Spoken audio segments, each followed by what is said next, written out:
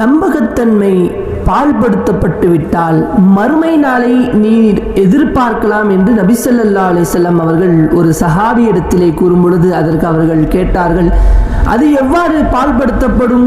அதற்கு நபி ஸல்லல்லாஹு அலைஹி வஸல்லம் அவர்கள் சொன்னார்கள், ஆட்சி அதிகாரம், நீதி நிர்வாகம் போன்ற எந்த பொறுப்பும் அதற்கு தகுதியற்றவர்களிடம் ஒப்படைக்கப்படும் போது மறுமை நாளை எதிர்பார்த்துக்கொள் என்பதாக சொன்னார்கள். இன்று ஆட்சி அதிகாரம் பொறுப்புகள் எல்லாம் தகுதியானவர்களிடத்தில் ஒப்படைக்கப்படுகின்றதா என்று கேட்டால் இல்லை. யார் அதற்கு தகுதியோ அவர்களிடத்தில் ஒப்படைக்கப்படுவதில்லை. மாறாக யார் இதற்கெல்லாம் தகுதியற்றவராக இருக்கின்றாரோ அவரிடத்தில் தான் இந்த பொறுப்புகள் எல்லாம் நிர்வாகங்கள் எல்லாம் ஒப்படைக்கப்படுகின்றது. இவைகளை எல்லாம் கண்மணி நாயகம் ஸல்லல்லாஹு அலைஹி வஸல்லம் அவர்கள் மறுமையினுடைய அறிகுறி என்பதாக சொல்லி காட்டினார்கள். அனைத்து விதமான குழப்பங்களில் இருந்தும் அல்லாஹ் நம் அனைவர்களையும் பாதுகாப்பானாக. ஆமீன்.